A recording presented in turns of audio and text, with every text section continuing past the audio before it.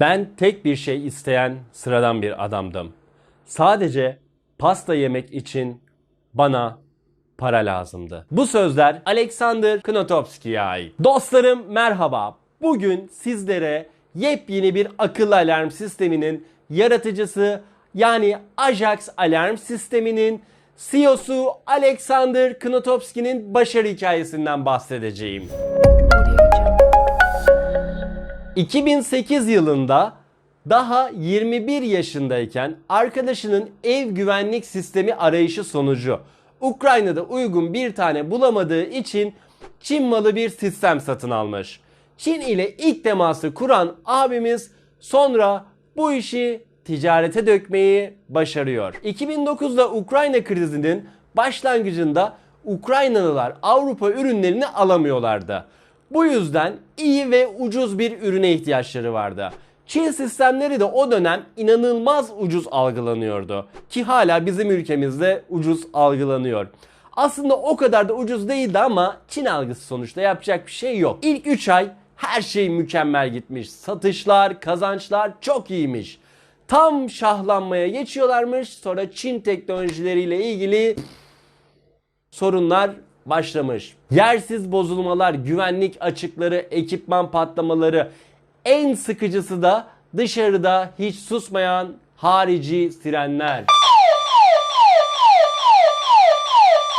Ukrayna halkının Çin malı ürünler ile sınavı vardı. Yükselmek üzere olan işin sonu da bu şekilde geldi. Ve bu şekilde hüsrana uğrayan Alexander abimiz durmuyor, çok cesur olduğunu ama pek akıllı olmadığını düşünse de alarm sistemi için Ar-Ge başlatmayı ve kendi güvenlik sistemini geliştirmeye karar veriyor. Daha önceden sattığı Çin malı ürünlerden kazandığı birkaç bin doları ile birkaç öğrenci işe alıyor. Hatta bunların arasında aynı zamanda kurye olan bir mühendisleri de vardı. Yani yarı zaman kurye olarak çalışıyor, yarı zaman mühendislik yapıyor. İlk sistemi uygulamaya koymaları 6 ayını alıyor. Elektronik üretimde herhangi bir deneyimi olmadan üretime başlıyor. Düşünsenize, üretim hakkında hiçbir bilginiz yok. Üstelik bir de elektronik ürün üreteceksiniz ve bu ürettiğiniz ürün insanların can ve mal güvenliğini sağlayacak. Evet, kulağa çok saçma geliyor. Kendisi de zaten bu konuda yorumu %100 aptalca oldu.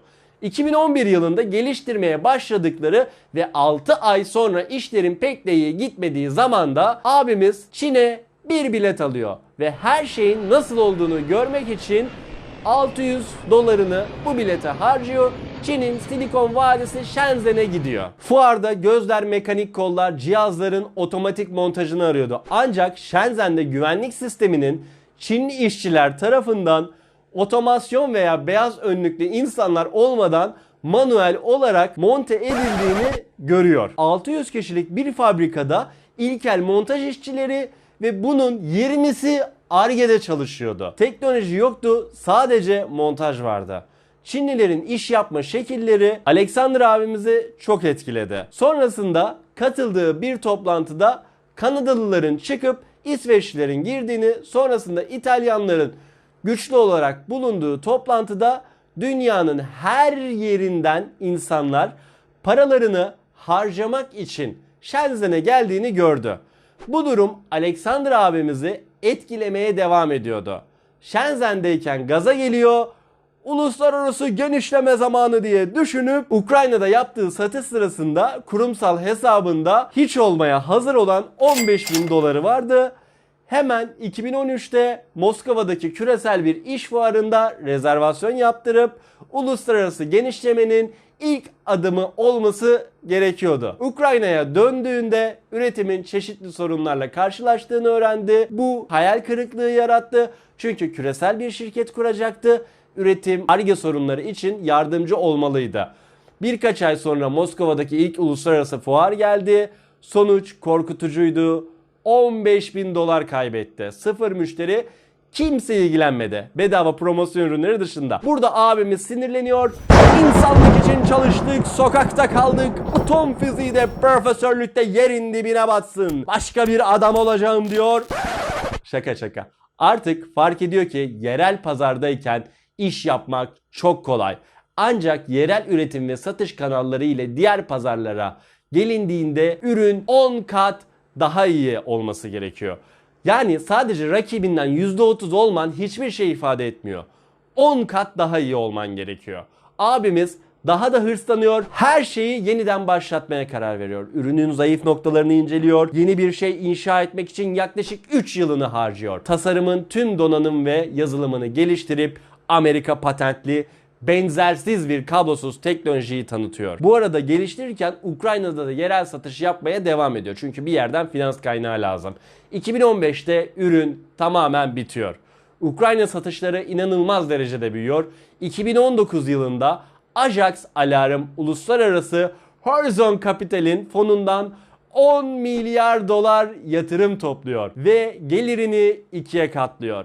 Avrupa'nın en çok ödül alan ilk alarm sistemi oluyor. Alarm sistemindeki kendi geliştirdikleri güçlü teknoloji ve şık tasarımlar için kullanıcılar ve medya güvenlik sisteminin Apple'ı olarak adlandırıyor. Geçen yıl yaklaşık 2 milyon cihaz üretti. Bu yıl rakamı ikiye katlamayı ve 4 milyon yapmayı planlıyordu. Fakat korona abimiz ne dedi? Orada bir dur. Bütün piyasalar durdu. Küreseli alt üst etti. Ama buna rağmen yılın ilk yarısında 2 milyon cihaz üretmeyi başardılar. Ukrayna üretimli bu ürün 2020'de Avrupa'nın en büyük üreticisi olmayı planlıyor. CEO'sunun sözleri ise dünyanın en büyüğü olmak için de birkaç yıla ihtiyacımız var diyor. Evet arkadaşlar, muhtemelen bu videoyu izledikten sonra merakınızı gidermek için ürün inceleme videosu bekliyorsunuz. Ben de bu merakınızı önceden tahmin ettim. Türkiye distribütörü olan Ekingen Güvenlik'in pazarlama müdürü Enes Bey ile iletişime geçtim. Ürünler için tarafıma destek olabileceklerini ve ürünün tamamını en kısa sürede göndereceklerini belirttiler. Gelir gelmez eğer anlatıldığı kadar gerçekten bu kadar mükemmel mi bir ürün denemek için sabırsızlanıyorum. Bir videonun daha sonuna geldik. Destek olmak için kanalıma abone olmayı, videoları beğendiyseniz beğen butonuna basmayı unutmayın. Ben Emre Duymaç. Hoşça kalın, güvende kalın.